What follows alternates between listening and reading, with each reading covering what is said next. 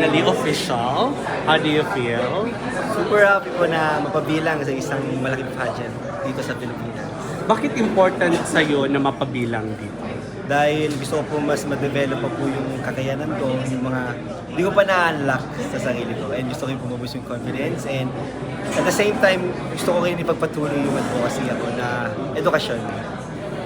Saan ang gagaling yung advocacy mo yan? Bakit yan yung gusto mong i-push? Kaya po pinili ko yung education dahil nowadays may mga taong sinasabi na discard is better education.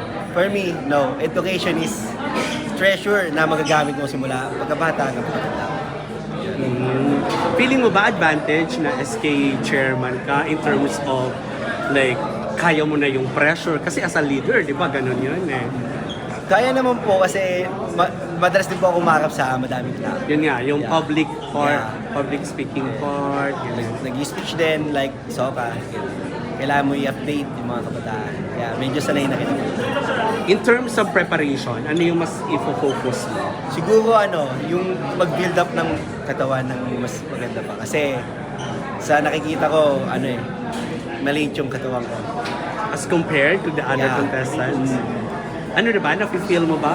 May nakikita ka na ba kung sino yung magiging stiff ka-competition? For me, all of them Kasi lahat, guwapo yung katawan din Ano ba? Anong tag nito ngayon na nagpa-pageant ka? Feeling mo ba important yung may girlfriend ka o wala? As an inspiration. Siguro both, pwedeng wala, pwedeng meron. Pero ikaw, meron ka ba ngayon? Wala.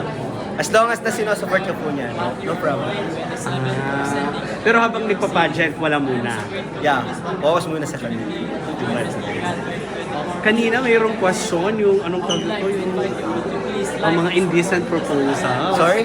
Ang mga indecent proposals, ganyan. Ikaw ba, were you able to get one indecent proposal? Yung mga bibigyan ka ng ganito, kapalit ng ganyan. Ay, siguro May natanggap ka na ba muna? Yeah, madami naman na. Pero Like, mga ano yung ino-offer? na bigyan kita ng tapos syempre kapalit mo. Ano, pero ano yung like, 1 million? Hindi, cash. And minsan, cellphone. Actually, okay. hindi, yung para sa akin, hindi ako bid for that. So, How do you politely decline? actually, minsan di ko na nire-replyan talaga. Like, sinisin ko na lang. Then, syempre, lalo na kung yung bungad sa'yo, gano'n, syempre, sa lalaki, syempre, kailangan din kami respeto. Taray naman. May paninindigan. Yeah. Okay. Okay ka na. Since SK chairman ka, yung issue natin ngayon with SK Yan ng Manila na ano mo siya? Naririnig ko po, and Ano yung stand mo dyan? siguro, sa part ni SK President yan ng Manila, siguro mas kay mas yan. pabor po ako sa kanya kasi yung committee ng tinanggal sa kanya is pang SK naman po.